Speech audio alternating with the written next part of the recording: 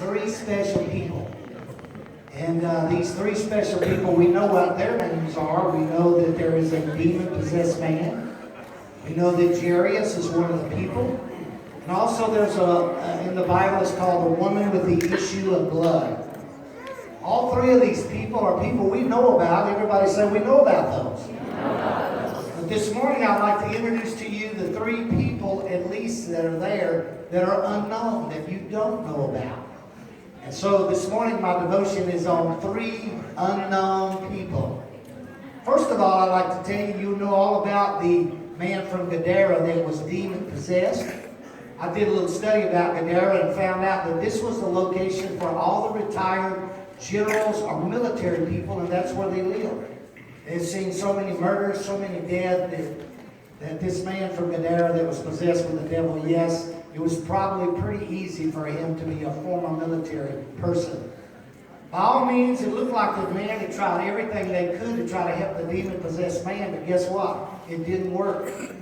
Probably every medical facility tried to help him. They tried their best with psychology, every kind of hypnosis, even prisons they put him in. He broke out of prison, put chains on him. They couldn't hold him in. While we know a lot about this man, I'd like to introduce to you the unknown person in this man's life.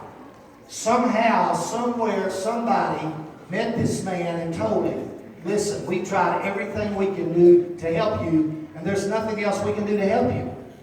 But somebody must have come by and told him, sir, there's only one person that we know that can help you, and that's Jesus. And evidently a seed was planted, because you realize that faith cometh by what? Hearing, and hearing by the word of the Lord. You never know when your testimony is going to make a difference later, but not now. I personally believe there was an unknown person that told him, if you ever get a chance to meet Jesus, go see him. We know the story when Jesus came into the Gadareans. As soon as he placed his foot on the soil, guess who showed up? The man from Gadara. Somebody had put faith in his heart to believe that if he could meet Jesus, he could be healed. We know the rest of the story, don't we? The demons were cast out. They went into the swine, and for the first time we found out what devil's ham was. The second unknown person is probably somebody that could have been a wizard. Somebody that was a younger person. I don't know. His name is Jairus. He's a ruler of the temple. We know that if he ever sides with Jesus Christ, guess what's going to happen to Jairus? He's going to lose his job. Because everything that Jairus stood for was opposite of what Jesus stood for. But somewhere along the way, you may think it was his wife. It could have been his wife that kept telling Jairus, Jairus, our daughter is sick unto death. What are you going to do about it? And probably he told his wife, we're praying for our daughter. We're praying every day. All the priests in the temple are praying. But nothing had happened. Maybe it was his wife that was the unknown person. Or maybe it was his little 12-year-old daughter that was the unknown person that we know nothing about in this story, other than somebody got a hold of Jairus' heart.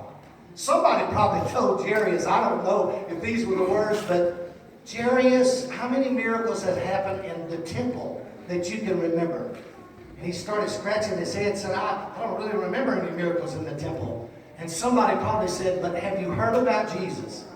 Everywhere he goes, there are miracles that take place.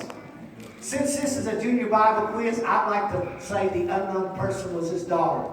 They probably looked at him and said, Dad, the doctor says I'm not going to make it. I only have a few days left, but my friends are telling me there's a guy walking through the country. Amen. Everywhere he goes, there's miracles taking place. Would you go meet Dr. Jesus? He probably said, oh, honey, I can't go there because if I go there, I'll lose my job. And I think probably what the hanger was, his daughter probably looked at him and said, Dad, what's more important, your job or to save your children? Whatever that unknown person was. We have no idea. But that unknown person made a difference in somebody's life. And last but not least, the woman with the issue of blood. Do you think she trusted doctors? No. For the last 12 years, she had spent everything she had and did not get better, but she got worse. I personally believe there was a friend that came out and told the lady, listen, you tried everything. There's nothing else you can try except Jesus. Wow, why do people put Jesus in the last category? I mean, we're trying everything else. And so, ladies and gentlemen, whoever that unknown person was told her, if you can just touch Jesus, you will be made whole. Now, again, I'll repeat what I just said. Faith cometh by hearing. Hearing by the word of the Lord. I've seen a lot of people that said, well, I don't want to talk about what happens in my church because I have a lot of friends that don't believe in miracles. Well, ladies and gentlemen, those are the folks who need miracles. And so by all means, I don't know exactly who the unknown person was, but she must have told this lady, Jesus is walking all over this place. If you can just touch him. The lady probably responded, yes, I'd love to do that, but I'm an unclean person. And whoever the unknown person was probably told her, don't attack Jesus from the front. Don't attack him from the side. But just slip up behind him and see if you can touch him. You know the story. She did that. But before it ever happened, remember what she actually said? She said in her heart, I believe that if I can just touch the hem of his garment, I believe I shall be made whole. Ladies and gentlemen, that unknown person put something into the heart of this woman, and she got a miracle. Now, believe it or not, the unknown person is probably in this room or is coming today that's going to be the undefeated junior team before Tuesday is done. In this group, there's going to be an undefeated a beginner team. Right now, they're unknown.